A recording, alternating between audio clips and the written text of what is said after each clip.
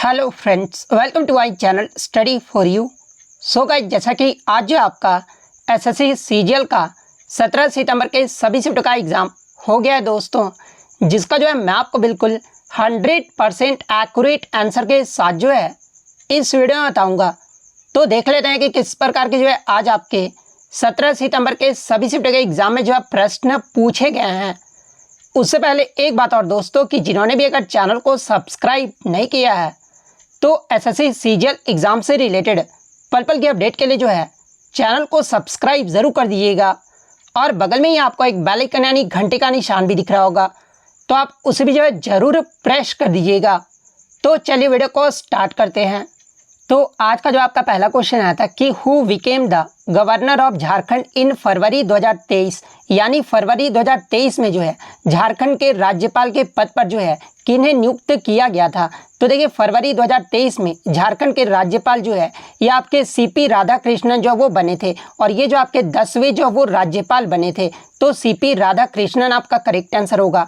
इसके अलावा मैं आपको बता दूं कि सीपी राधाकृष्णन का जो कार्यकाल रहा था ना, ये 18 फरवरी 2023 से लेकर जो है 30 जुलाई 2024 तक जो है इनका कार्यकाल रहा था। और सीपी राधाकृष्णन से पहले आपके झारखंड के राज्यपाल कौन रहे थे, तो ये आपके रमेश बैस रहे थे। रमेश बैस का जो कार्यकाल है ना, ये आपका 14 जुलाई 2021 से लेकर जो है 17 फरवरी 2023 तक रहा था। और वर्तमान में झारखंड के राज्यपाल की बात कर ले तो देखिए 31 जुलाई 2024 से जो है 11वें जो आपके राज्यपाल बने हैं ना झारखंड के, ये आपके संतोष गंगवार बने हैं। तो ये फैक्ट भी आपको ध्यान में रखना है। तो फरवरी 2023 में पूछा गया था, इसलिए सीपी राधाकृष्णन आपका करेक्ट आंसर होगा। नेक्स्ट क्वेश्चन आपका यहाँ पर आता है कि which one is not a green house gas, यानी निम्न में से कौन सा जो है आपका ग्रीन हाउस गैस जो है वो नहीं है। तो देखिए, अगर ग्रीन हाउस गैस की बात कर ले तो देखिए ग्रीन हाउस गैस वे गैस होते हैं जो वायुमंडल में मौजूद रहकर जो है सूर्य से आने वाली गर्मी को रोकती है और पृथ्वी को जो वो गर्म करती है। और ग्रीन हाउस गैस में आपके कौन कौन से गैस आ जाते हैं, तो पहला तो आपका कार्बन डाइऑक्साइड गैस आ जाता है, इसके अलावा मीथेन आ जाता है, क्लोरोफ्लोरोकार्बन आ जाता है, सल्फर डाइऑक्साइड आ जाता है, इसके अलावा ओजोन और वाटर वेपर यानी आपके जो आपका जलवाष्प है ना, ये सभी जो आपके ग्रीन हाउस गैस में आ जाते हैं। इसके अलावा एक आपका नाइट्रोजन डाइऑक्साइड गैस भी जो है ये आपका ग्रीन हाउस गैस में जो वो आ जाता है। तो इनमें से आपका 3 तो ऑप्शन में दिया गया था। इसके अलावा जो चौथा ऑप्शन होगा ना, वो आपका करेक्ट आंसर होगा, क्योंकि यहाँ पे not a green house gas यानी निम्न में से कौन सा आपका ग्रीन हाउस गैस जो है वो नहीं है पूछा गया था, इसलिए 3 ऑप्शन में आपका यहाँ पर दिया गया होगा इसमें से। और इसके अलावा जो चौथा ऑप्शन होगा ना, वही आपका यहाँ पे करेक्ट आंसर होगा। नेक्स्ट क्वेश्चन आपका यहाँ पर आता है कि दूसरे गोलमेज सम्मेलन के दौरान महात्मा गांधी जी ने जो है किस पार्टी का नेतृत्व जो वो किया था। तो देखिए 3 आपके गोलमेज सम्मेलन हुए थे, और तीनों ही जो गोलमेज सम्मेलन है ना, ये आपके लंदन में आयोजित किए गए थे। और तीनों ही गोलमेज सम्मेलन की बात कर ले तो एक तो पहला जो आपका गोलमेज सम्मेलन हुआ था ये आपका 1930 में हुआ था। दूसरा गोलमेज सम्मेलन की बात कर ले तो ये आपका 7 सितंबर 1931 से लेकर जो है 1 दिसंबर 1931 तक जो है ये आपका दूसरा गोलमेज सम्मेलन जो आपका लंदन में आयोजित किया गया था। और इस गोलमेज सम्मेलन के दौरान महात्मा गांधी जी ने जो है ये आपके भारतीय राष्ट्रीय कांग्रेस यानी आईएनसी का नेतृत्व जो वो किए थे। तो भारतीय राष्ट्रीय कांग्रेस आपका यहाँ पे करेक्ट आंसर होगा। इसके अलावा एग्जाम में एक प्रश्न यहाँ से पूछा जाता है कि दूसरे गोलमेज सम्मेलन के दौरान महात्मा गांधी जी के साथ जो है कौन जो है वो भाग लिए थे। तो देखिए महात्मा गांधी जी के साथ जो है ये सरोजनी नायडू जो है वो शामिल हुए थे। तो ये पॉइंट भी आप ध्यान में रखिएगा। नेक्स्ट क्वेश्चन आपका यहाँ पर आता है कि प्रयाग प्रशस्ति के लेखक हरिसेन जो थे ये आपके किसके दरबारी कवि थे। तो देखिए प्रयाग प्रशस्ति के जो लेखक थे ये आपके हरिसेन थे, और हरिसेन जो थे ना ये आपके समुद्रगुप्त के जो वो दरबारी कवि थे। तो समुद्रगुप्त आपका यहाँ पे करेक्ट आंसर होगा। इसके अलावा मैं आपको बता दूं कि प्रयाग प्रशस्ति को ही जो है ये आपका इलाहाबाद स्तंभ शिलालेख के नाम से भी जो वो जाना जाता है। इसके अलावा बात कर ले इलाहाबाद स्तंभ शिलालेख में ये जो है किसकी उपलब्धियों का जिक्र किया गया है, तो ये आपके समुद्रगुप्त की उपलब्धियों का जिक्र किया गया है। और इस शिलालेख का जो किसने बनवाया था, तो ये आपके समुद्रगुप्त ने जो है 370 ईस्वी में जो इसे बनवाया था। तो ये पॉइंट भी आप ध्यान में रखिएगा।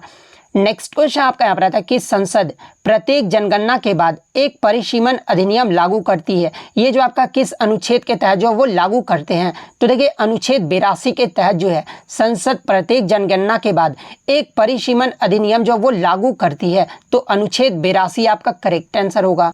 इसके अलावा अगर एग्जाम में पूछा जाए कि संसद के सदनों की अवधि से संबंधित अनुच्छेद कौन सा है, तो देखिए संसद के सदनों का अवधि से संबंधित जो अनुच्छेद है ना, ये आपका अनुच्छेद 83 है। तो ये फैक्ट भी आप ध्यान में रखिएगा। नेक्स्ट क्वेश्चन आपका यहाँ पर आता है कि who discovered allotropes of carbon, यानी कार्बन के अपरूपों की जो खोज है ना, ये किसने की थी। तो जैसा कि आपको पता है कि कार्बन के 3 मुख्य अपरूप होते हैं, और वो 3 मुख्य अपरूप कौन कौन से हैं। तो पहला आपका ग्रेफाइट है, सेकंड आपका हीरा है, और थर्ड आपका फ्लोरीन। ये जो आपके कार्बन के जो है वो 3 मुख्य अपरूप होते हैं। और जिसमें अगर हीरा की खोज की बात कर ले, तो देखिए हीरा की जो खोज है ना, ये आपका 1772 में जो है फ्रांसीसी वैज्ञानिक एंटोनी लेवोजियर के द्वारा जो ये आपका किया गया था। और उन्होंने ही बताया था कि हीरा को कार्बन का जो है एक रूप भी जो वो बताया था। तो ये फैक्ट भी आप ध्यान में रखिएगा। वहीं अगर फ्लोरीन की बात कर ले, तो देखिए फ्लोरीन जो है ये आपका कार्बन का जो है एक क्रिस्टलीय एलोट्रॉपिक रूप है। और फ्लोरीन की जो खोज है ना, ये आपके आर.ई. स्माले और आर.एफ. कर्ल ने मिलकर जो है 1985 में इसकी खोज जो वो की थी। और इसी के खोज के लिए जो है इन दोनों व्यक्तियों को जो है 1996 में नोबेल पुरस्कार से भी जो वो सम्मानित किया गया था। तो इनमें से आपका जो भी ऑप्शन में दिया गया होगा वो आपका यहाँ पे करेक्ट आंसर होगा। नेक्स्ट आपका यहाँ पर आता है कि ट्रॉपिकल डिसिडियस फॉरेस्ट का एग्जाम्पल जो वो पूछा गया था, यानी निम्न में से कौन सा जो है आपका उष्ण कटिबंधीय पर्णपाती वन के उदाहरण है। तो देखिए अगर उष्ण कटिबंधीय पर्णपाती वन की बात कर ले, तो उन क्षेत्रों में आपके ये फैलते हैं जहां से 70 से 200 सेंटीमीटर के बीच जो वो आपका वर्षा प्राप्त करते हैं। यहाँ पे जो आपका उष्ण कटिबंधीय पर्णपाती वन जो वो पाए जाते हैं। और उष्ण कटिबंधीय पर्णपाती वन में आपके कौन कौन से आपके आ जाते हैं, तो देखिए सागौन, साल, शीशम, हर्रा, महुआ, आंवला, सेमल, कुसुम और चंदन, ये सभी जो आपके हैं ना, ये आपके ट्रॉपिकल डिसिडियस फॉरेस्ट के एग्जाम्पल है। तो इनमें से आपका जो है ऑप्शन में कोई भी आपका एक ऑप्शन में दिया गया होगा, तो इनमें से आपका जो भी ऑप्शन में दिया गया होगा वो आपका यहाँ पे करेक्ट आंसर होगा। नेक्स्ट आपका यहाँ पर आता है कि मटकी निम्न में से किस राज्य का जो है एक फोक डांस है। तो देखिए मटकी की बात कर ले तो ये आपका मध्य प्रदेश राज्य का जो है एक लोक नृत्य है। तो मध्य प्रदेश आपका करेक्ट आंसर होगा। इसके अलावा एग्जाम में पूछा जाता है कि मटके नृत्य को जो है ये आपके किस जनजातियों के द्वारा जो वो विकसित किया गया है। तो देखिए मटकी नृत्य को जो है ये आपका मध्य प्रदेश में खाना बदोश जनजातियों के द्वारा जो है इसे विकसित किया गया था। तो ये पॉइंट भी आप ध्यान में रखिएगा। नेक्स्ट आपका यहाँ पर आता है कि कजरी जो नृत्य है ना, ये उत्तर प्रदेश के किस क्षेत्र में जो वो किया जाता है। तो देखिए कजरी नृत्य की बात कर ले तो ये आपका मुख्य रूप से जो है पूर्वी उत्तर प्रदेश के क्षेत्रों में जो वो किया जाता है। और बेसिकली ये आपका मिर्ज़ापुर, इसके अलावा इसके आसपास में आपके जो है बनारस, बलिया, चंदौली, गाजीपुर, जौनपुर जिलों में भी जो है ये आपका कजरी नृत्य का जो वो प्रचलन है। तो इनमें से आपका जो भी ऑप्शन में दिया गया होगा वो आपका यहाँ पे करेक्ट आंसर होगा। नेक्स्ट क्वेश्चन आपका यहाँ पर आता है कि यदि आप बाबर के मकबरे पर किसी को लिखते देखते हो, तो इसमें जो आपके कौन से मौलिक कर्तव्य का जो है वो आपका हनन हो रहा है।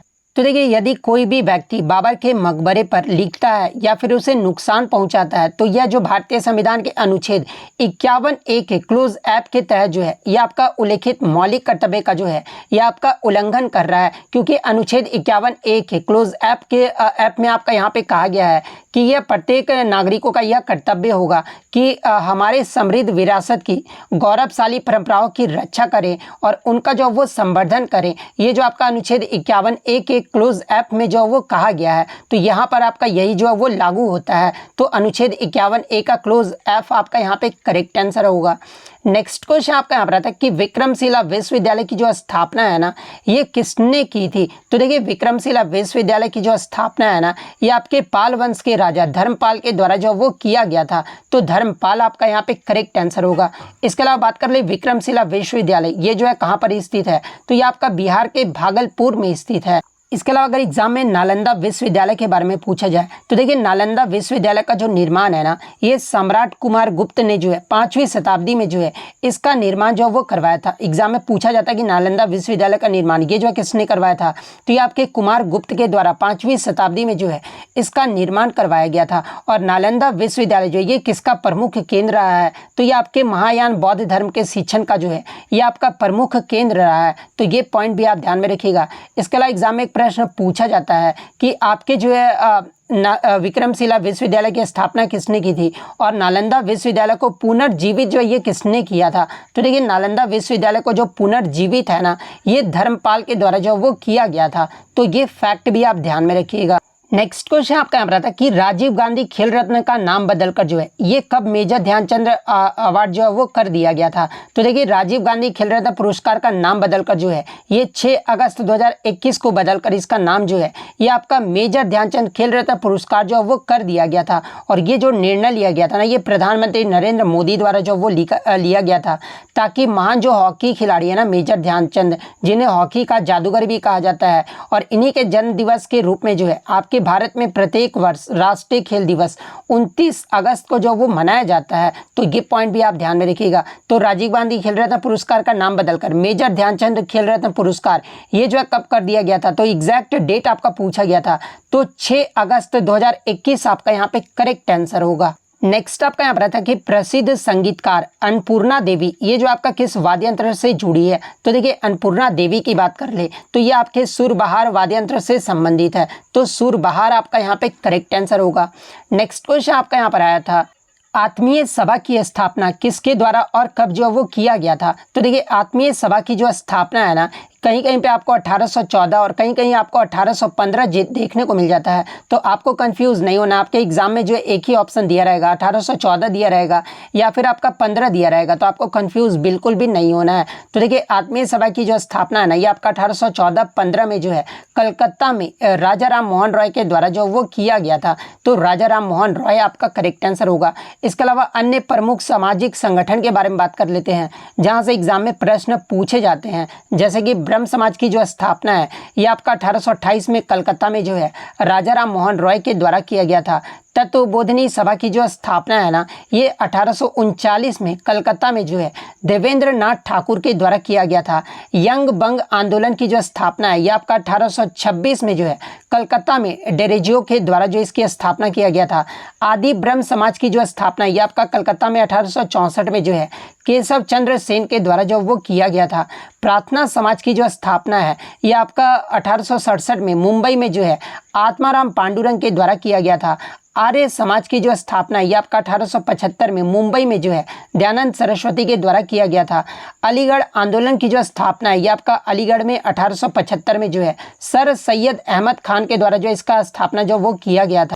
इसके अलावा अगर रामकृष्ण मिशन की बात कर ले तो इसकी जो स्थापना ये आपका बेलूर मठ में 1897 में जो है विवेकानंद के द्वारा जो वो किया गया था। सत्य शोधक समाज की जो स्थापना ये आपका 1873 में पुणे में जो है ज्योतिबा फूले के द्वारा जो वो किया गया था। बहिष्कृत हितकारिणी सभा की जो स्थापना ये आपका 1924 में मुंबई में जो है डॉक्टर भीमराव अंबेडकर के द्वारा किया गया था। राष्ट्रीय स्वयं सेवक संघ की जो स्थापना ये आपका 1925 में नागपुर में जो है डॉक्टर हेड गेवार के द्वारा जो वो किया गया था। हिंदू महासभा की जो स्थापना है आपका 1915 में हरिद्वार में जो है मदन मोहन मालवीय के द्वारा जो वो किया गया था। सोशल सर्विस लीग की जो स्थापना ये आपका 1911 में बम्बई में जो है NM जोशी के द्वारा जो इसकी स्थापना किया गया था। भारत सेवक समाज की जो स्थापना ये आपका गोपाल कृष्ण गोखले के द्वारा जो है 1905 में बम्बई में इसकी स्थापना किया गया था। इसके अलावा अहमदिया आंदोलन अगर पूछा जाए तो ये आपका मिर्जा गुलाम अहमद के द्वारा जो है 1889 में पंजाब में इसकी स्थापना जो वो किया गया था। इसके अलावा देवबंद आंदोलन पूछा जाए तो ये आपका मोहम्मद कासिम ननौतवी के द्वारा 1866 में जो है सहारनपुर में इसकी स्थापना किया गया था। तो ये सारे फैक्ट जो आपको ध्यान में रखना है। नेक्स्ट क्वेश्चन आपका यहाँ पर आता है कि भारत में पहली महिला क्रिकेट मैच का जो आयोजन है ना ये कहाँ पर किया गया था। आप देख सकते हैं कि किस लेवल का आपका प्रश्न जो वो पूछा गया है। तो देखिए भारत में अगर महिला क्रिकेट टीम के अपना अगर पहला टेस्ट मैच की बात कर ले तो ये जो आपका 31 अक्टूबर 1976 को जो है बेंगलुरु के M चिन्ना स्वामी स्टेडियम में जो वो आपका खेला गया था। और किस टीम के खिलाफ खेला था भारत ने, तो ये आपका वेस्ट इंडीज देश के खिलाफ जो वो खेला था। और इसमें जो आपका भारतीय टीम की जो कप्तान रही थी वो आपका शांता रंगा स्वामी जो है इस टेस्ट टीम की जो वो कप्तानी मिली थी। तो ऑप्शन में आपका जो है बेंगलुरु दिया गया था, तो बेंगलोर आपका यहाँ पे करेक्ट आंसर होगा। इसके अलावा अगर एग्जाम में पूछा जाए कि भारतीय महिला क्रिकेट टीम ने अपना पहला एक दिवसीय अंतर्राष्ट्रीय मैच जो है ये कब और कहां पर और किस टीम के खिलाफ खेला था, तो देखिए भारतीय महिला क्रिकेट टीम ने अपना पहला जो एक दिवसीय अंतर्राष्ट्रीय मैच है ना ये 1 जनवरी 1978 को जो है कोलकाता में इंग्लैंड के खिलाफ जो वो खेला था। और पहला T20 अगर पूछा जाए तो देखिए पहला जो T20 मैच है ना ये आपका 5 अगस्त 2006 को जो है ये आपका डर्बी में इंग्लैंड के खिलाफ जो वो खेला गया था। वहीं अगर एग्जाम में पूछा जाए कि भारतीय महिला क्रिकेट टीम ने किस वर्ष में अपनी पहली बार महिला विश्व कप में जो वो भाग लिया था, तो देखिए भारतीय महिला क्रिकेट टीम के द्वारा जो है वर्ष 1978 में पहली बार जो है महिला विश्व कप में जो वो भाग लिया गया था। और इस टूर्नामेंट की भी जो मेजबानी है ना, ये आपका भारत देश के ही द्वारा जो वो किया गया था। और इस टूर्नामेंट में जो ऑस्ट्रेलिया है वो आपका विजेता रहा था और इंग्लैंड जो रहा था ना वो आपका उप विजेता रहा था। तो ये आपका भारतीय क्रिकेट टीम का हो गया। अगर बात कर ले महिला क्रिकेट टीम के बारे में, यानी अगर एग्जाम में पूछा जाए कि प्रथम जो महिला क्रिकेट विश्व कप की जो मेजबानी है ना ये किस देश के द्वारा किया गया था, तो ये आपका इंग्लैंड देश के द्वारा जो वो किया गया था। क्योंकि पहला जो आपका महिला क्रिकेट विश्व कप है ना ये आपका 1973 में जो है ये आपका इंग्लैंड देश के द्वारा जो वो आयोजित किया गया था। और इस समय जो आपका टूर्नामेंट का जो प्रारूप रहा था ना वो आपका राउंड रोबिन रहा था। इसमें जो आपके 4 टीमों ने जो वो भाग लिया था, जिसमें आपके इंग्लैंड, ऑस्ट्रेलिया, न्यूजीलैंड और जमैका जो है ये आपका 4 टीम जो वो भाग लिए थे। और इसमें जो आपका पहला ही जो आपका महिला क्रिकेट विश्व कप हुआ था उसका जो विजेता रहा था ये आपका इंग्लैंड देश रहा था। इंग्लैंड ने फाइनल में जो ऑस्ट्रेलिया को हराया था। तो ये सारे फैक्ट जो आपको ध्यान में रखना है। नेक्स्ट क्वेश्चन आपका यहाँ पर आता है कि which of the following is more acidic, यानी निम्न में से सबसे अधिक अम्लीय जो है इसमें से कौन सा है। तो ऑप्शन में आपका एक मेथेनोइक एसिड दिया गया था। तो देखिए ये जो आपका मेथेनोइक एसिड होता है ना ये सबसे ज़्यादा जो वो आपका जो है एसिडिक होता है। तो मेथेनोइक एसिड अगर ऑप्शन में दिया गया था तो मेथेनोइक एसिड आपका यहाँ पे करेक्ट आंसर होगा। इसके अलावा बात कर ले मेथेनोइक एसिड का जो है फार्मूला क्या होता है, तो देखिए इसका जो आपका फार्मूला होता है ना ये आपका HCOOH, जिसे आप फॉर्मिक एसिड भी जो है मेथेनोइक एसिड को ही कहा जाता है। तो HCOOH ये जो आपका मेथेनोइक एसिड का जो वो फार्मूला होता है। या फिर कहीं कहीं पे आपको जो है CH2O2 जो है वो देखने को मिलेगा। तो इसी को तोड़ने पे आपके CH2O2 इस प्रकार से आपका बनता है। तो ये जो आपका मेथेनोइक एसिड का जो वो फार्मूला है। तो ये पॉइंट भी आप ध्यान में रखिएगा। नेक्स्ट क्वेश्चन आया था कि खजुराहो का जो मंदिर है ये आपका किस राज्य में स्थित है। तो देखिए खजुराहो का जो मंदिर है ना ये आपके मध्य प्रदेश के छतरपुर जिले में स्थित है। तो मध्य प्रदेश आपका यहाँ पे करेक्ट आंसर होगा। इसके अलावा मैं आपको बता दूं कि खजुराहो का मंदिर जो है ये आपके हिंदू मंदिर और जैन मंदिरों का जो है एक समूह है। और खजुराहो मंदिर को जो है ये आपका 1986 में जो है इसे यूनेस्को के विश्व धरोहर सूची में भी जो वो शामिल किया गया था। और खजुराहो मंदिर का जो निर्माण है ये किसके द्वारा करवाया गया था। तो देखिए खजुराहो मंदिर का जो निर्माण है ना ये आपके 950 से 1050 ईस्वी के बीच में जो है ये आपके चंदेल राजवंश के द्वारा इसका निर्माण जो है वो करवाया गया था। तो ये पॉइंट भी आप ध्यान में रखिएगा। इसके अलावा मैं आपको बता दूं कि खजुराहो मंदिर जो है ये आपका किस शैली के लिए जो ये प्रसिद्ध है। तो ये आपका नागर शैली की वास्तुकला के लिए जो ये प्रसिद्ध है। तो ये फैक्ट भी आप ध्यान में रखिएगा। नेक्स्ट क्वेश्चन आपका यहाँ पर आता है कि which of the following is not a halogen element, यानी निम्न में से कौन सा तत्व जो है ये आपका हैलोजन ग्रुप से संबंधित नहीं है। तो देखिए मैं आपको बता दूं कि पीरियोडिक टेबल यानी आवर्त सारणी में जो ग्रुप 17 के तत्व होते हैं ना उन्हें जो आपका हैलोजन एलिमेंट जो है वो कहा जाता है। और ग्रुप 17 में जो है आपके कौन कौन से एलिमेंट आ जाते हैं। तो देखिए ग्रुप 17 में जो ये आपके फ्लोरीन जिसका सिंबल F होता है, इसके अलावा क्लोरीन, ब्रोमीन, आयोडीन, एस्टेटीन, इसके अलावा टेनेसिन, ये सभी जो तत्व है ना ये आपके ग्रुप 17 के जो वो आपके तत्व हैं। और इनमें आपका एक ऑप्शन में दिया गया था हीलियम। हीलियम जो ये है ना ये आपका आवर्त सारणी का जो है ग्रुप 18 का तत्व है, ना कि ग्रुप 17 का तत्व है। इसलिए हीलियम जो आपका यहाँ पे करेक्ट आंसर होगा। और देखिए ग्रुप 18 के तत्वों को जो है ये आपका नोबेल गैस या फिर इनर्ट गैस या फिर अक्रिय गैस या फिर शून्य गैस भी जो या फिर जीरो गैस भी जो वो कहा जाता है। तो ये पॉइंट भी आप ध्यान में रखिएगा।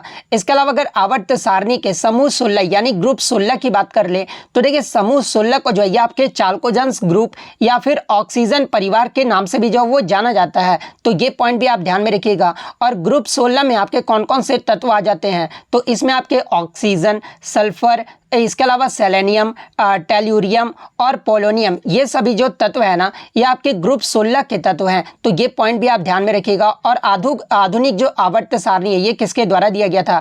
तो ये आपका 1913 में जो है ये आपका मोजले के द्वारा जो वो दिया गया था। और इसमें आपका 118 तत्वों को जो वो ज्ञात किया गया था। इसके अलावा अगर पीरियोडिक टेबल की बात करें तो आपके पीरियोडिक टेबल में आपके कितने ग्रुप और कितने आपके पीरियड्स होते हैं। तो देखिए इसमें आपके 18 ग्रुप्स और आपके जो 7 होते हैं ना वो आपके पीरियड्स होते हैं। तो ये फैक्ट भी आप ध्यान में रखिएगा। नेक्स्ट क्वेश्चन आपका यहाँ पर आता है कि महाधिवक्ता का यह कर्तव्य होगा कि वह राज्य सरकार के ऐसे विधिक विषयों पर सलाह दे तथा विधिक स्वरूप में ऐसे अन्य कर्तव्यों का पालन करे जो राज्यपाल द्वारा समय समय पर उसे निर्दिष्ट या फिर सौंपे जाएं तथा इसे संविधान का जो है आपके अन्य विधि द्वारा या फिर उसके अधीन उसे सौंपे गए कृत्यों का जो निर्वहन करे। ये जो आपका किस अनुच्छेद में कहा गया है, तो देखिए ये जो सारे वाक्य है ना, ये आपके अनुच्छेद 165 का जो है खंड 2 यानी क्लोज 2 में जो आपका कहा गया है, तो अनुच्छेद 165 का खंड 2 आपका यहाँ पे करेक्ट आंसर होगा। इसके अलावा मैं आपको बता दूं कि किसी भी राज्य में महाधिवक्ता की जो नियुक्ति है ना, ये किसके द्वारा किया जाता है, तो ये आपका गवर्नर यानी राज्यपाल के द्वारा जो वो किया जाता है। और ये जो आपका किस अनुच्छेद के तहत किया जाता है, तो ये आपका अनुच्छेद 165 के तहत जो वो किया जाता है। इसके अलावा मैं आपको बता दूं कि एडवोकेट जनरल यानी आपके महाधिवक्ता के बारे में, तो ये आपका किस प्रकार का पद है, तो ये जो आपका एक संवैधानिक पद है। और ये जो आपका इसकी नियुक्ति मैंने आपको बता दिया कि राज्यपाल के द्वारा किया जाता है। और इनका जो कार्य होता है वो क्या होता है, तो देखिए महाधिवक्ता का जो कार्य है ना, ये आपका राज्य सरकार को कानूनी सलाह प्रदान करने के लिए जो है ये आपके जिम्मेदार होते हैं। और ये जो आपका किस प्रकार के अधिकारी होते हैं, तो देखिए महाधिवक्ता जो होते हैं ना, ये राज्य का सर्वोच्च कानूनी अधिकारी होते हैं। तो ये फैक्ट भी आप ध्यान रखिएगा, एग्जाम में पूछा जाता है कि राज्य का सर्वोच्च कानूनी अधिकारी जो है ये कौन होता है, तो ये आपके एडवोकेट जनरल यानी महाधिवक्ता होते हैं। तो ये तो आपका महाधिवक्ता के बारे में हो गया। अगर आपसे अटॉर्नी जनरल के बारे में पूछा जाए, तो देखिए अटॉर्नी जनरल जो होते हैं ना, जिसे जो आपका हिंदी में आपका जो है महान्यायवादी कहा जाता है। और ये जो आपके भारत के सर्वोच्च कानूनी अधिकारी होते हैं। अगर भारत का सर्वोच्च कानूनी अधिकारी पूछा जाए, तो ये आपके अटॉर्नी जनरल यानी महान्यायवादी होते हैं। और ये जो आपके महान्यायवादी की जो नियुक्ति है ना, ये किसके द्वारा किया जाता है, तो ये आपका राष्ट्रपति के द्वारा जो वो किया जाता है। और किस अनुच्छेद के तहत किया जाता है, तो ये आपका आर्टिकल 76 के तहत जो वो किया जाता है। तो ये सारे फैक्ट जो आपको ध्यान में रखना है। नेक्स्ट आपका यहाँ पर आता है कि सर्वोच्च न्यायालय के मुख्य न्यायाधीश की सेवानिवृत्ति की जो है आयु पूछी गई थी। देखिए यहाँ पे आपका सर्वोच्च न्यायालय का नहीं पूछा गया था, चीफ इलेक्शन कमिश्नर का पूछा गया था। तो देखिए मैं आपको बता दूं कि मुख्य चुनाव आयुक्त के आपके जो सेवानिवृत्ति की जो आयु होती है ना, ये आपके 65 वर्ष ही होता है। और भारत में सर्वोच्च न्यायालय के मुख्य न्यायाधीश और बाकी न्यायाधीशों की भी जो आपका उम्र होता है ना अपने पद पर रहने का, वो आपका 65 वर्ष होता है। तो 65 वर्ष आपका करेक्ट आंसर होगा। वहीं अगर उच्च न्यायालय के न्यायाधीश के बारे में पूछा जाए, तो देखिए उच्च न्यायालय के न्यायाधीश की सेवानिवृत्ति की जो आयु है ना, ये आपका 62 वर्ष है। और पहले जो था ये आपका उच्च न्यायालय का वो आपका 60 वर्ष था। और इसे जो आपका 15वें जो संवैधानिक संशोधन हुआ था ना, इससे बढ़ाकर जो आपका 62 साल जो वो कर दिया गया है। तो ये पॉइंट भी आप ध्यान में रखिएगा। नेक्स्ट क्वेश्चन आपका यहाँ था कि डिमोकस जो था ना, ये किस मौर्य साम्राज्य के दरबार में जो है ये भारत आया था। तो देखिए डिमोकस की बात कर ले, तो ये जो आपका बिंदुसार के दरबार में जो ये भारत आया था। तो बिंदुसार आपका यहाँ पे करेक्ट आंसर होगा। इसके अलावा एग्जाम में पूछा जाता है कि ये जो आपका डिमोकस था ना, ये इसको जो है किसका जो है ये राजदूत था। तो देखिए ये जो डिमोकस था ना, ये आपका सीरिया के राजा एंटियोकस प्रथम का जो है ये राजदूत था। और इसी ने जो है एंटियोकस प्रथम ने ही जो है ये आपका डिमोकस को जो है बिंदुसार के दरबार में जो ये भारत भेजे थे। तो ये पॉइंट भी आप ध्यान में रखिएगा। इसके अलावा एग्जाम में पूछा जाए कि डिमोकस जो है ये किसका उत्तराधिकारी था। तो ये आपका मेगास्थनीज का जो है उत्तराधिकारी था। और मेगास्थनीज के द्वारा ही जो है आपका इंडिका नामक पुस्तक जो वो लिखा गया था। इसके अलावा अगर बात कर ले आपके मौर्य साम्राज्य के बारे में, तो देखिए मौर्य साम्राज्य की जो स्थापना है ना, ये चंद्रगुप्त मौर्य के द्वारा जो है 322 ईसा पूर्व में जो वो किया गया था। और ये जो आपके बिंदुसार थे ना, ये चंद्रगुप्त मौर्य के ही जो वो पुत्र थे। एग्जाम में पूछा जाता है कि चंद्रगुप्त मौर्य के पुत्र का नाम क्या है, तो ये आपका बिंदुसार है। और बिंदुसार के पुत्र का नाम अगर पूछा जाए, तो ये आपका सम्राट अशोक है। तो ये पॉइंट भी आप ध्यान में रखिएगा। नेक्स्ट क्वेश्चन आपका यहाँ पर आता है कि नई दिल्ली में स्थित जंतर मंतर खगोलीय वेधशाला का जो निर्माण है ना, ये किसने करवाया था। तो देखिए जंतर मंतर जो आपके कुल 5 जंतर मंतर है, और वो कहाँ कहाँ पर है, तो एक तो आपका जयपुर में है, इसके अलावा दिल्ली में है, मथुरा में है, उज्जैन और वाराणसी में। ये जो आपके 5 जंतर मंतर जो वो स्थित है। और नई दिल्ली में स्थित जो जंतर मंतर खगोलीय वेधशाला का जो निर्माण है ना, यह आपके सवाई जयसिंह द्वितीय के द्वारा जो वो करवाया गया था। तो सवाई जयसिंह द्वितीय आपका यहाँ पे करेक्ट आंसर होगा। इसके अलावा अगर बात कर ले जंतर मंतर में सबसे सबसे बड़ा आपका कौन सा है, तो ये आपका जयपुर वाला है। तो ये पॉइंट भी आप ध्यान में रखिएगा। इसके अलावा मैं आपको बता दूं कि आपके जयपुर में हवा महल का निर्माण ये जो है किसके द्वारा करवाया गया था, तो देखिए जयपुर में हवा महल का जो निर्माण है ना, ये आपके सवाई राजा प्रताप सिंह के द्वारा जो इसका निर्माण जो वो करवाया गया था। और फतेहपुर सीकरी में बुलंद दरवाजा का जो है ये निर्माण किसके द्वारा करवाया गया था, तो देखिए फतेहपुर सीकरी में बुलंद दरवाजा का जो निर्माण है ना, ये अकबर के द्वारा जो वो करवाया गया था। और शाहजहां के द्वारा जो आपके ताजमहल और लाल किला का निर्माण जो वो करवाया गया था। तो ये सारे फैक्ट जो आप ध्यान में रखिएगा। नेक्स्ट क्वेश्चन आपका यहाँ पर आता है कि ग्लूकोज में कार्बन का जो प्रतिशत है ना, ये कितना होता है, यानी ग्लूकोज में कार्बन का परसेंट जो वो पूछा गया था। तो सबसे पहले तो आपको ग्लूकोज का रासायनिक सूत्र पता होना चाहिए था कितना होता है। तो देखिए ग्लूकोज का जो आपका रासायनिक सूत्र होता है ना, ये आपका C6H12O6 होता है। और इसमें आपके 6 कार्बन परमाणु होते हैं, 12 हाइड्रोजन परमाणु और 6 जो होते हैं ये आपके ऑक्सीजन परमाणु जो वो शामिल होते हैं। तो देखिए अगर ग्लूकोज में कार्बन का अगर प्रतिशत निकालना है तो कैसे निकालेंगे, तो देखिए 1 लीटर में ग्लूकोज का द्रव्यमान कितना हो जाएगा। तो देखिए ग्लूकोज का आपको फॉर्मूला यहाँ पर पता है, तो यहाँ पे हम लोग ग्लूकोज का द्रव्यमान निकाल लेंगे। तो यहाँ पर देखिए C6 है तो 6 आपका पहले आ जाएगा। और कार्बन का आपका परमाणु द्रव्यमान कितना होता है, तो ये आपका 12 होता है। तो 6 × 12 प्लस उसके बाद हाइड्रोजन में आपका 12 जो है आपका परमाणु दिया गया है, 12 हाइड्रोजन परमाणु है। तो फिर आप यहाँ पे 12 लिख लेंगे। और हाइड्रोजन का परमाणु जो द्रव्यमान है ये कितना होता है, तो 1 होता है, तो × 1 कर लेंगे। फिर ऑक्सीजन का आपका यहाँ पे 6 दिया गया तो 6 लिख लेंगे। और ऑक्सीजन का आपका परमाणु द्रव्यमान ये जो है कितना होता है, तो ये आपका 16 होता है, तो 6 × 16 कर लेंगे। तो इसको सॉल्व करने के बाद जो आपका आएगा ना वैल्यू, वो आपका 180.18 समथिंग आएगा। तो यहाँ से जो हमारा क्या निकल गया, तो 1 लीटर ग्लूकोज का जो वो द्रव्यमान निकल गया, यानी ग्लूकोज का द्रव्यमान कितना रहा है, तो 180.18 ग्राम जो है ये आपका ग्लूकोज का जो वो द्रव्यमान निकल कर आ गया है। तो उसी प्रकार जो हम लोग 1 मोल में ग्लूकोज में जो है कार्बन का द्रव्यमान निकालेंगे, तो देखिए 1 मोल में आपका ग्लूकोज में कार्बन का जो द्रव्यमान आएगा ना, वो आपका कितना आएगा, तो 6 × 12, 12 × 6 72, यानी 72 ग्राम आ जाएगा। तो ये जो आपका कार्बन का जो वो द्रव्यमान निकल कर आ गया। अब हम लोग जो है कार्बन का परसेंट निकालेंगे। तो देखिए कार्बन का प्रतिशत कैसे निकालेंगे, तो देखिए ये जो आपका 72 ग्राम ये आपका 1 मोल ग्लूकोज में कार्बन का प्रतिशत आया। वहीं अगर ग्लूकोज का आपका जो आपका कितना आया था 180.18 ग्राम, ये जो आपका क्या आया था, तो ये आपका ग्लूकोज का द्रव्यमान आया था। तो यहाँ पर 180.18 लिख लेंगे। और यहाँ पर हमारा प्रतिशत निकालना, तो 100 से जो ये क्या कर देंगे, तो मल्टीप्लाई कर देंगे। ठीक है, तो इस प्रकार से आपका जो आपका कार्बन का जो प्रतिशत निकल कर आएगा ना, वो आपका 40% आएगा। तो 40% जिन्होंने भी लगाया है उनका यहाँ पे करेक्ट आंसर होगा। नेक्स्ट आपका यहाँ पर रहता है कि चोल का ध्वज का जो है प्रतीक चिन्ह पूछा गया था। तो देखिए चोल वंश के ध्वज का जो प्रतीक चिन्ह रहा था ना, ये आपका बाघ या फिर कूदता हुआ बाघ रहा था। तो देखिए बाघ या कूदता हुआ बाघ, इन दोनों में से जो भी दिया गया होगा वो आपका यहाँ पे करेक्ट आंसर होगा। क्योंकि ये जो आपका बाघ और कूदता हुआ बाघ था ना, ये चोलों का जो ये शाही प्रतीक था। और इसे जो आपका सिक्कों, मुहरों और बैनरों पर जो वो दर्शाया गया था। तो ये पॉइंट भी आप ध्यान में रखिएगा।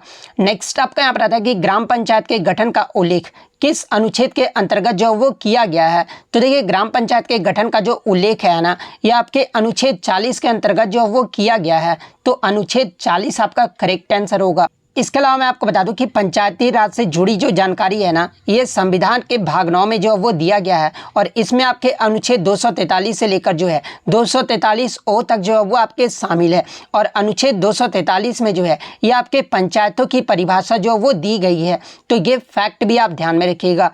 नेक्स्ट क्वेश्चन आपका यहाँ पर आता है कि the term follow on is used to the sport of, यानी जो ये आपका फॉलो ऑन जो टर्म है ना, ये किस खेल में प्रयोग किया जाता है। तो ये आपका टेस्ट क्रिकेट में जो वो प्रयोग किया जाता है। तो टेस्ट क्रिकेट आपका यहाँ पे करेक्ट आंसर होगा। नेक्स्ट क्वेश्चन आपका यहाँ पर आता है कि महाबलेश्वर से कौन सी नदी जो वो निकलती है, जहाँ पे ऑप्शन में आपका कृष्णा नदी जो वो दिया गया था। तो देखिए ये जो आपका कृष्णा नदी है ना, ये महाबलेश्वर से जो वो निकलता है। तो कृष्णा नदी आपका करेक्ट आंसर होगा। और कृष्णा नदी जो है ये किस राज्यों से होकर बहता है, तो ये नदी जो आपका महाराष्ट्र, कर्नाटक, तेलंगाना और आंध्र प्रदेश से होकर जो ये बहता है। और कृष्णा नदी ये जो है किस में गिरता है, तो ये आपका बंगाल की खाड़ी में गिरता है। तो ये पॉइंट भी आप ध्यान में रखिएगा। इसके अलावा ये जो आपका विजयवाड़ा जो शहर है ना, ये किस नदी के किनारे बसा है, तो ये आपका कृष्णा नदी के किनारे ही जो है वो बसा हुआ है। तो ये पॉइंट भी आप ध्यान में रखिएगा। और कृष्णा नदी के कुछ अगर प्रमुख उपनदियों की बात कर ले, तो देखिए इनमें आपके प्रमुख उपनदियों में एक तो आपका कुंडाली, इसके अलावा वेना, कोयना, पंचगंगा, दूधगंगा, तुंगभद्रा, घाटप्रभा, मालप्रभा, मूसी और भीमा, ये सभी जो नदियां हैं ना, ये कृष्णा नदी के जो है कुछ प्रमुख उपनदियां हैं। तो ये पॉइंट भी आप ध्यान में रखिएगा। नेक्स्ट आपका यहाँ पर आता है कि which one of the following is not a class of phylum Porifera, यानी निम्नलिखित में से कौन सा एक जो है पॉरीफेरा संघ का वर्ग नहीं है। जहां पे ऑप्शन में आपका हाइड्रा दिया गया था, तो देखिए ये जो आपका हाइड्रा है ना, ये आपका निडारिया संघ के अंतर्गत आता है, ना कि पॉरीफेरा संघ के अंतर्गत आता है। तो हाइड्रा आपका यहाँ पे करेक्ट आंसर होगा। नेक्स्ट क्वेश्चन आपका यहाँ पर आया था कि what is a nose and throat infection called, यानी जो आपके नोज और थ्रोट में जो इन्फेक्शन होता है ना, उसे क्या कहा जाता है। तो ये आपका वायरल फेरिंगिटिस यानी वायरल ग्रसनीशोथ जो है वो कहा जाता है।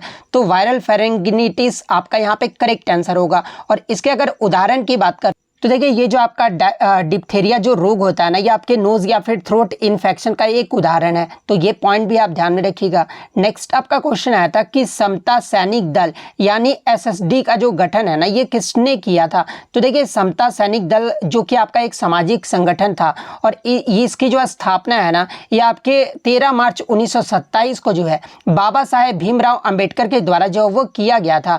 तो बाबा साहेब भीमराव अंबेडकर आपका करेक्ट आंसर होगा। और देखिए इस संगठन का उद्देश्य क्या था। तो देखिए इस संगठन का जो उद्देश्य था ना, ये भारतीय समाज के सभी उत्पीड़ित वर्गों के अधिकारों की जो है सुरक्षा करना, इसका जो उद्देश्य था। तो ये पॉइंट भी आप ध्यान में रखिएगा।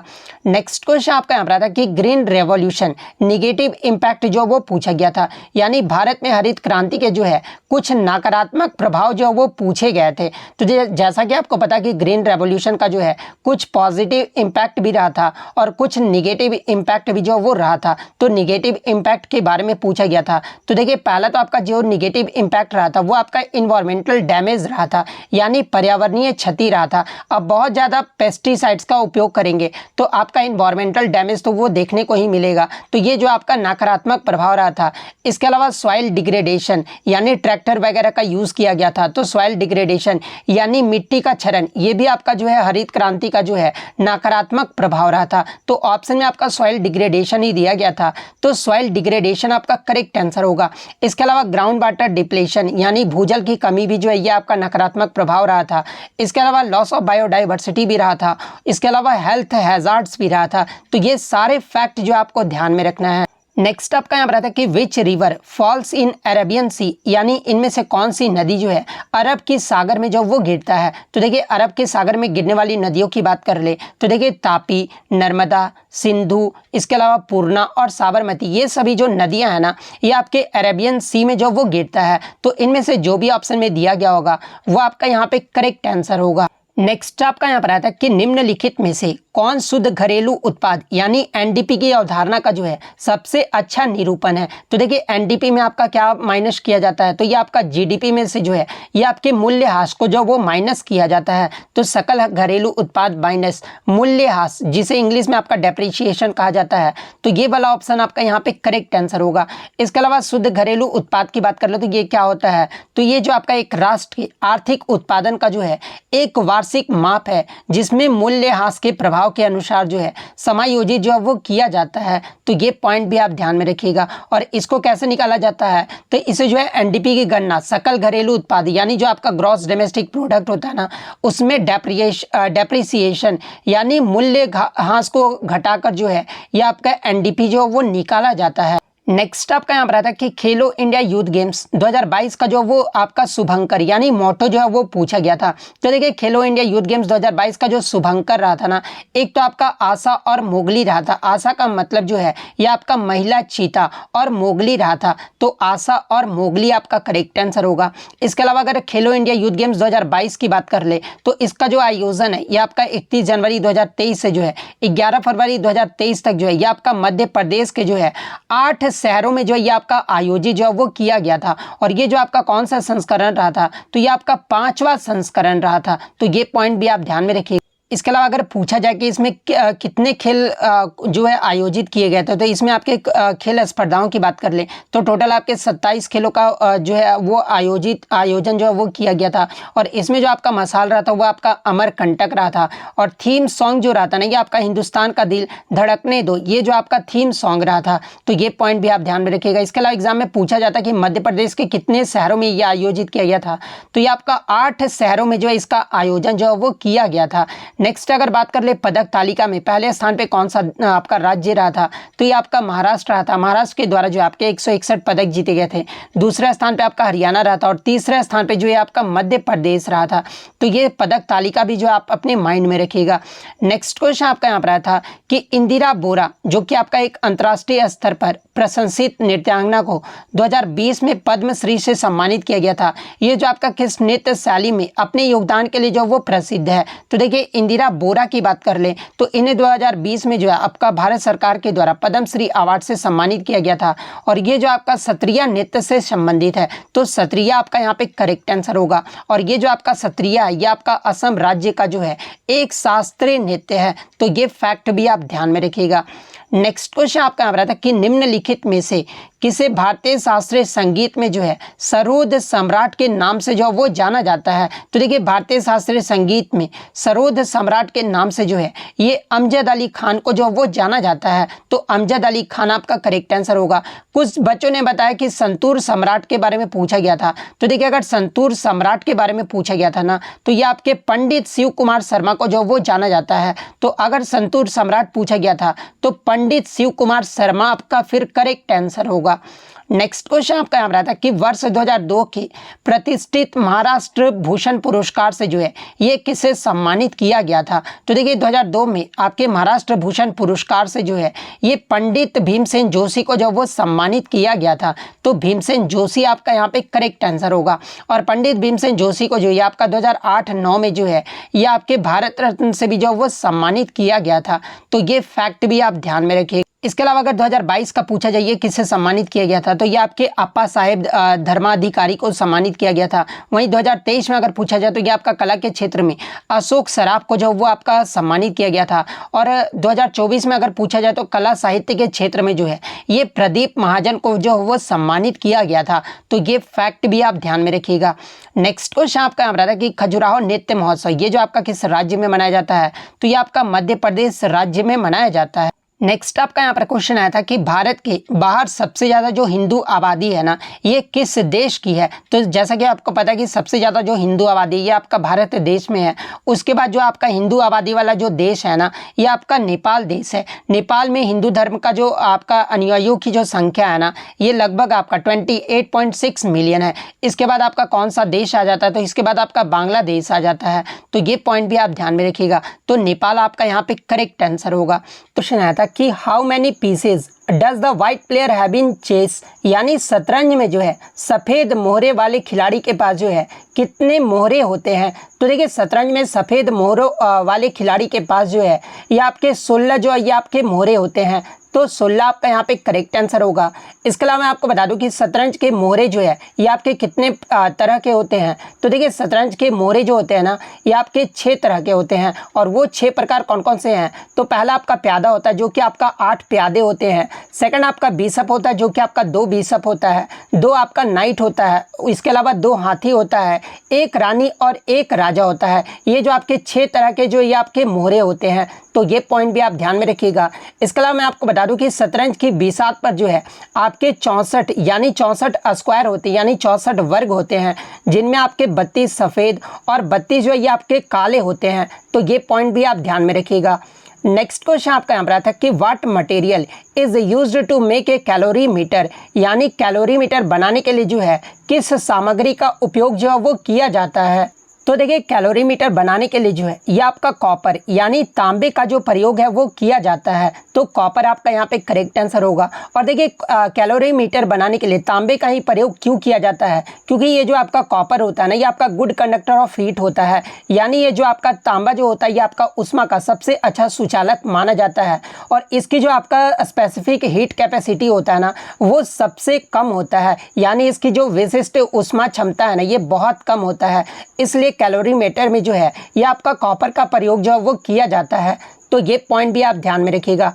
नेक्स्ट क्वेश्चन आपका यहाँ पर आता है कि जीवाणु से आपके जो है कौन से रोग होते हैं। तो देखिए जीवाणु यानी बैक्टीरिया से होने वाले अगर रोग की बात कर ले तो देखिए टाइफाइड बुखार, हैजा, तपेदिक, प्लेग, डिप्थीरिया, काली खांसी, टिटनेस, कुष्ठ रोग, न्यूमोनिया, इसके अलावा मूत्र मार्ग में जो संक्रमण जिसे आप यूटीआई बोलते हैं, इन सभी जो रोग है ना ये आपके बैक्टीरिया से होते हैं। इसके अलावा बैक्टीरिया से होने वाले अन्य रोग की अगर बात कर ले तो देखिए स्टेफिलोकोकल रोग, इसके अलावा स्ट्रेप्टोकोकल रोग, इसके अलावा साल्मोनेला रोग जिसे आप मियादी बुखार भी बोलते हैं, इसके अलावा सिफिलिस और गोनोरिया रोग, ये सभी जो रोग होते हैं ना ये आपके बैक्टीरिया से होते हैं। तो इन्हीं में से जो आपका एक ऑप्शन में दिया गया होगा, तो इनमें से जो भी ऑप्शन में दिया गया होगा वो आपका यहाँ पे करेक्ट आंसर होगा। नेक्स्ट क्वेश्चन आपका यहाँ रहता है कि high court established in which act और ईयर, या फिर आपका एक्ट पूछा गया था या फिर आपका ईयर पूछा गया था, यानी उच्च न्यायालय जो है ये आपका किस अधिनियम या किस वर्ष में जो ये आपका स्थापित किया गया था। तो देखिए भारत का जो पहला उच्च न्यायालय है ना ये आपका कोलकाता में स्थापित किया गया था, जो कि आपका भारत का जो पहला उच्च न्यायालय है आपका कोलकाता उच्च न्यायालय है। और इसकी जो स्थापना है ना ये आपके भारतीय उच्च न्यायालय अधिनियम 1861 के तहत जो वो किया गया था। अगर अधिनियम पूछा गया था तो भारतीय उच्च न्यायालय अधिनियम 1861 आपका करेक्ट आंसर होगा। अगर वर्ष पूछा गया था तो 1 जुलाई 1862 को जो है इसे औपचारिक रूप से जो वो खोला गया था। तो अगर वर्ष पूछा गया था तो 1862 आपका यहाँ पे करेक्ट आंसर होगा। इसके अलावा मैं आपको बता दूं कि इससे पहले जो है ये आपका फोर्ट विलियम में न्यायपालिका का उच्च न्यायालय भी जो वो कहा जाता था। और देखिए 1862 में जो है आपके 3 उच्च न्यायालय की स्थापना जो वो किया गया था। सबसे पहले आपका कोलकाता उच्च न्यायालय की स्थापना 1 जुलाई 1862 को किया गया था। इसके बाद आपका बॉम्बे उच्च न्यायालय की जो स्थापना है ये आपका 14 अगस्त 1862 को किया गया था। इसके बाद आपका मद्रास उच्च न्यायालय की स्थापना ये जो आपका 26 जून 1862 को किया गया था। इसके बाद आपका इलाहाबाद उच्च न्यायालय की स्थापना जो है ये आपका 17 मार्च 1866 को किया गया था। और बेंगलुरु उच्च न्यायालय जिसका वर्तमान में अभी जो है कर्नाटक उच्च न्यायालय नाम है, और इसकी जो स्थापना है ना ये आपका 1884 में जो वो किया गया था। और किस अनुच्छेद में ये बात आपकी कही गई है, तो देखिए भारतीय संविधान के अनुच्छेद 214 में ये कहा गया है कि हर राज्य का एक उच्च न्यायालय होगा। और अनुच्छेद 231 में आपका ये कहा गया है कि 2 या 2 से अधिक राज्यों के लिए जो है एक ही उच्च न्यायालय होगा। ये आपका अनुच्छेद 231 में कहा गया है। तो ये सारे फैक्ट जो आपको ध्यान में रखना है। नेक्स्ट क्वेश्चन आपका यहाँ रहता है कि भारत में प्रो कबड्डी लीग की जो स्थापना है ना ये किस वर्ष में हुआ था, यानी प्रो कबड्डी लीग की जो शुरुआत है ना ये किस वर्ष में हुआ था। तो देखिए भारत में प्रो कबड्डी लीग की जो शुरुआत है ना ये आपका 2014 में हुआ था। तो 2014 आपका यहाँ पे करेक्ट आंसर होगा। और जो 2023-24 में जो आपका 10वां संस्करण जो खेला गया था ना इसका विजेता अगर पूछा जाए तो देखिए प्रो कबड्डी लीग के 10वें संस्करण का जो विजेता रहा था ना ये आपका पुनेरी पल्टन रहा था। फाइनल में पुनेरी पल्टन्स ने जो है हरियाणा स्टीलर्स को जो है ये 28-25 से हराकर जो है इसका जो वो विजेता बना था। तो ये पॉइंट भी आप ध्यान में रखिएगा। नेक्स्ट आपका यहाँ पर आया था कि पर्युषण पर्व किस धर्म से संबंधित है। तो देखिए अगर पर्युषण पर्व की बात कर ले तो ये जो आपका जैनियों के लिए जो है महत्वपूर्ण वार्षिक पवित्र त्यौहार है। तो ये किस धर्म का त्यौहार है, तो ये आपका जैन धर्म का त्यौहार है। तो जैन धर्म आपका यहाँ पे करेक्ट आंसर होगा। इसके अलावा अगर बात कर ले पर्युषण जो पर्व है ये किस महीने में मनाया जाता है, तो ये आपका भाद्रपद मास के शुक्ल पक्ष में यानी अगस्त और सितंबर के महीने में जो है इस त्यौहार को जो वो आपका जैन धर्म के द्वारा जो वो मनाया जाता है। तो ये पॉइंट भी आप ध्यान में रखिएगा। नेक्स्ट आपका यहाँ पर आया था कि प्रसिद्ध लोक संगीतकार भूपेन हजारिका जो है ये आपके किस राज्य से संबंधित है। तो देखिए भूपेन हजारिका की बात कर ले इन्हें 2019 में जो है भारत का सर्वोच्च नागरिक सम्मान भारत रत्न से जो वो सम्मानित किया गया था। और ये जो आपके असम राज्य से संबंधित है। तो असम आपका यहाँ पे करेक्ट आंसर होगा। इसके अलावा एग्जाम में पूछा जाता है कि भूपेन हजारिका का जो संबंध है ना ये किससे है। तो देखिए भूपेन हजारिका की बात कर ले तो ये जो आपके भारतीय पार्श्व गायक, गीतकार, संगीतकार, इसके अलावा कवि, अभिनेता और फिल्म निर्माता थे। और इन्हें जो आपका व्यापक रूप से जो है आपके सुधा कोंथो के नाम से भी जो वो जाना जाता है। और सुधा कोंथो को जो है जिसका अर्थ क्या होता है, तो ये आपका अमृत गला होता है, यानी अमृत गला के नाम से जो है इन्हें जाना जाता है। इसके अलावा मैं आपको बता दूं कि आपके भूपेन हजारिका जी को जो है 2012 में भारत के दूसरे सर्वोच्च नागरिक पुरस्कार पद्म विभूषण से भी जो है इन्हें सम्मानित किया गया था। तो ये पॉइंट भी आप ध्यान में रखिएगा। नेक्स्ट क्वेश्चन आपका यहाँ पर आता कि निम्नलिखित में से यहाँ पर प्रश्न ये पूछा गया था कि बाबर का उत्तराधिकारी कौन था। तो देखिए बाबर के अगर उत्तराधिकारी की बात कर ले तो ये आपका हुमायूं था। तो हुमायूं आपका यहाँ पे करेक्ट आंसर होगा। और ये जो हुमायूं था ना, ये आपका स्थान जो है कब प्राप्त किया था, यानी एग्जाम में पूछा जाता कि किस वर्ष बाबर के उत्तराधिकारी के रूप में जो है हुमायूं ने स्थान प्राप्त किया था। तो जैसा कि आपको पता कि बाबर की जो मृत्यु है ये आपका 26 दिसंबर आपका 1530 को हुआ था। और इसके बाद जो है 1530 को ही जो है इसका जो उत्तराधिकारी हुमायूं था ना, इसका जो है स्थान जो है वो प्राप्त किया था। तो ये वर्ष भी जो आपको ध्यान में रखना है। वहीं अगर हुमायूं का उत्तराधिकारी पूछा जाए तो देखिए हुमायूं का जो उत्तराधिकारी रहा था ना, ये आपका अकबर रहा था। और इसके बाद अकबर का उत्तराधिकारी जो है ये आपका जहांगीर रहा था। जहांगीर का अगर उत्तराधिकारी पूछा जाए तो ये आपका शाहजहां रहा था। और शाहजहां का जो उत्तराधिकारी है ना, ये आपका औरंगजेब रहा था। तो ये फैक्ट भी आप ध्यान में रखिएगा। नेक्स्ट क्वेश्चन आपका यहाँ रहा था कि 1854 के वुड्स डिस्पैच का जो संबंध है ना, ये किससे था। तो देखिए अगर 1854 के वुड्स डिस्पैच की बात कर ले तो ये जो आपके उस समय भारत के तत्कालीन गवर्नर जनरल डलहौजी को जो एक प्रेस जो वो आपका भेजा गया था, जिसमें वुड ने सुझाव दिया था कि प्राथमिक विद्यालयों को स्थानीय भाषाओं को अपनाना चाहिए, उच्च विद्यालयों को जो है एंग्लो वर्नाकुलर भाषा को जो वो अपनाना चाहिए, और साथ ही साथ कॉलेज स्तर पर जो है अंग्रेजी शिक्षा का माध्यम होना चाहिए। इसे जो आपका वुड्स डिस्पैच के नाम से जो वो जाना जाता है। तो ये जो आपका वुड्स डिस्पैच था ये किससे संबंधित था, तो ये जो आपका शिक्षा प्रणाली के माध्यम अंग्रेजी व देसी भाषाओं से संबंधित था। इसके अलावा भारत में विश्वविद्यालय की स्थापना से संबंधित था।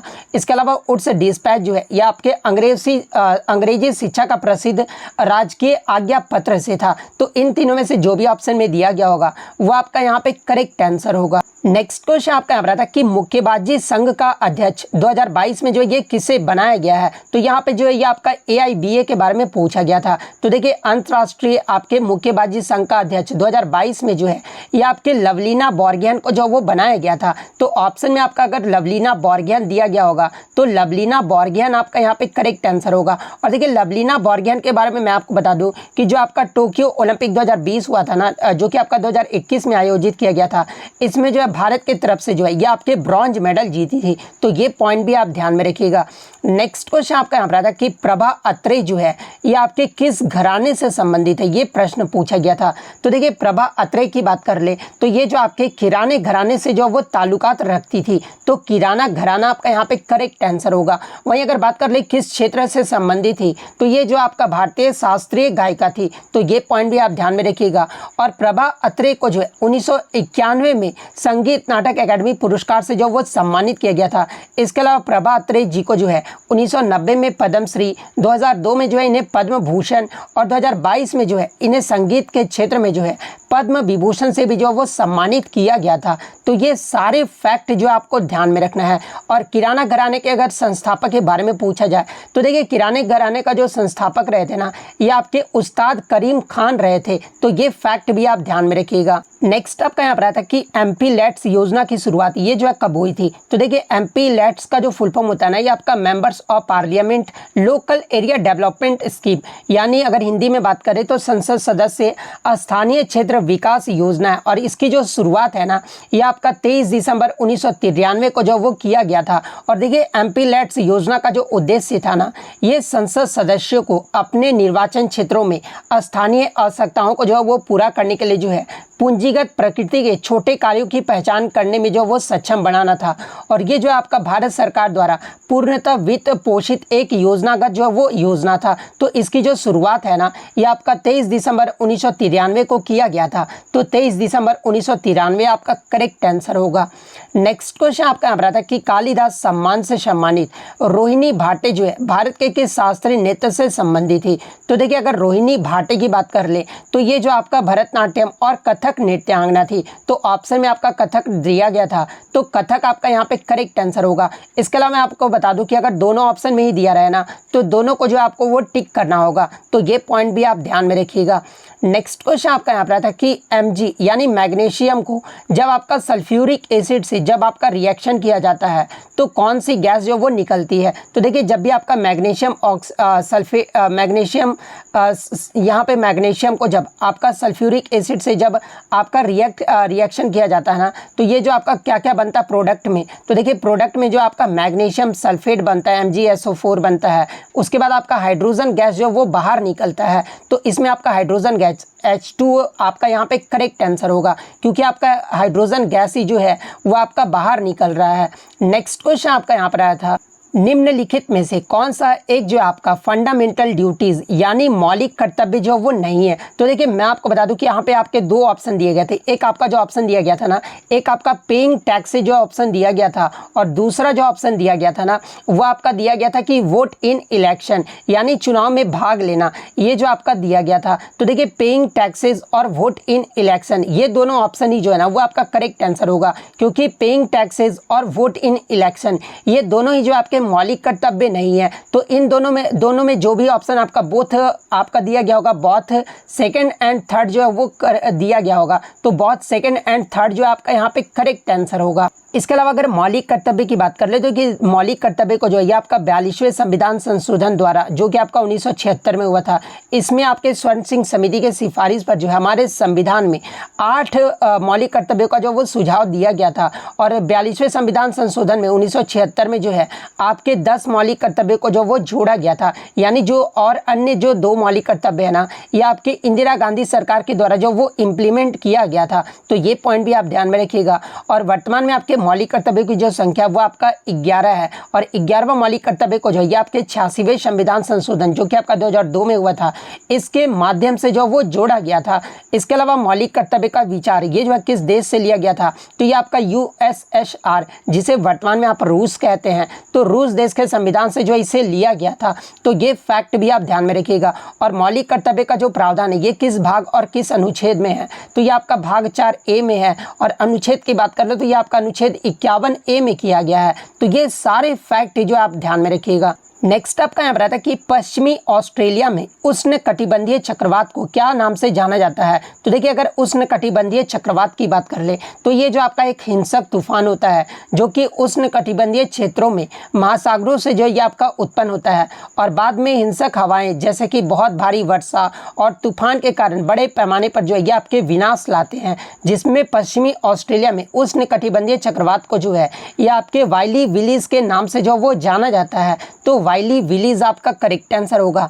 इसके अलावा हिंद महासागर में जो इसे आपका चक्रवात के नाम से जाना जाता है, अटलांटिक महासागर में जो इसे तूफान के नाम से जाना जाता है, पश्चिमी प्रशांत और दक्षिणी चीन सागर में जो है इसे टाइफून के नाम से जाना जाता है। तो ये फैक्ट भी आप ध्यान में रखिएगा। नेक्स्ट क्वेश्चन आपका यहाँ पर कि PM सम्मान निधि योजना में एक साल में जो है ये आपके कितने रुपए जो वो दिए जाते हैं। तो देखिए अगर प्रधानमंत्री किसान सम्मान निधि योजना की बात कर ले तो ये जो आपका लघु और सीमांत किसानों की आय बढ़ाने के उद्देश्य से जो है सरकार के द्वारा वर्ष 2019 में जो है ये आपका PM किसान सम्मान निधि योजना जो वो शुरू किया गया था। यानी इस पहल की जो घोषणा ये आपका 24 फरवरी 2019 को जो वो किया गया था, लेकिन इसे शुरू जो आपका 2019 में ही किया गया था। और इसमें जो आपके इस योजना के तहत जो है पात्र किसानों को सालाना जो है ये आपके 6,000 रुपये की आर्थिक सहायता जो वो दी जाती है। तो सालाना पूछा गया था, तो 6,000 आपका यहाँ पे करेक्ट आंसर होगा। नेक्स्ट क्वेश्चन आपका हमारा था कि भारतीय चुनाव आयोग की जो स्थापना ये कब हुआ था। तो देखिए भारतीय चुनाव आयोग की जो स्थापना है ना ये आपका 25 जनवरी 1950 को हुआ था, और इसीलिए 25 जनवरी को जो है प्रत्येक वर्ष राष्ट्रीय मतदाता दिवस के रूप में जो वो मनाया जाता है। तो 25 जनवरी 1950 आपका यहाँ पे करेक्ट आंसर होगा। इसके अलावा अगर भारतीय चुनाव आयोग की बात कर ले तो ये जो आपके भारत में संघ और राज्य चुनाव प्रतिक्रियाओं के जो है ये आपके प्रशासन के लिए जिम्मेदार होता है, और ये जो आपका एक स्वमत संवैधानिक प्राधिकरण है। तो ये पॉइंट भी आप ध्यान में रखिएगा। और इस आयोग का जो सचिवालय है ना ये आपका नई दिल्ली में स्थित है। नेक्स्ट क्वेश्चन आपका यहाँ पर था कि किस केंद्र शासित प्रदेश में झुग्गी बस्तियों की जो जनसंख्या है ना ये सबसे ज़्यादा है। तो देखिए झुग्गी बस्तियों की जो जनसंख्या है ये सबसे ज़्यादा आपका दिल्ली केंद्र शासित प्रदेश में है। तो दिल्ली आपका यहाँ पे करेक्ट आंसर होगा। और दिल्ली का ही जो जनसंख्या घनत्व है ना वो आपका सबसे ज़्यादा है, तो दिल्ली आपका यहाँ पे करेक्ट आंसर होगा। तो इतने क्वेश्चन जो है आज मुझे बच्चों के द्वारा मिले जो कि 100% रियल और ऑथेंटिक है। तो अगर वीडियो अच्छी लगी हो तो वीडियो को जो है लाइक ज़रूर कर दीजिएगा और इसी तरह रियल एनालिसिस पाने के लिए जो है चैनल को सब्सक्राइब ज़रूर कर दीजिएगा। तो मिलते हैं नेक्स्ट वीडियो में, तब तक thank you, all the best.